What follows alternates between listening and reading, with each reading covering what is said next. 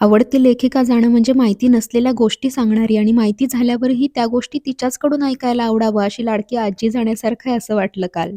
दुपारी जेवताना अभि म्हणाला, "मीना प्रभू गेल्या." "काय?" म्हणत हातातला घास हातातच राहिला. पोटभर जेवले नसले तरी पोटभर रडले काल. मीनाताईंशी कसा बरं कॉन्टॅक्ट करता येईल? मी सोशल मीडियावर कितीदा तरी शोधलं. जे काही जिवंत 4 शब्द लिहिते ना, ते तुम्ही शिकवलेत, हे आता सांगायचं राहिलं. अगदी शाळेत असल्यापासून तुमचं कोणतंही पुस्तक वाचताना वाटायचं तुमच्या बोटाला धरून मीही बघतीये सगळं. तिबेट, इजिप्त, लंडन, मेक्सिको, पैसे आणि विजाशिवाय फिरतीये सगळं. माझ्या इतकंच तुमच्यावर प्रेम करणाऱ्या माझ्या मित्राच्या जयच्या शब्दात सांगायचं झालं तर, प्रिय मीना, आजवर कधी साधं घर-गाव सुटलं नसताना बोटाला धरून जग दाखवण्याची निखळ मजा, चिमुकली वाट, त्यात मूठभर थरार, पसाभर गोष्टी, पोटभर अप्रूप आणि तुडुंब विस्मय.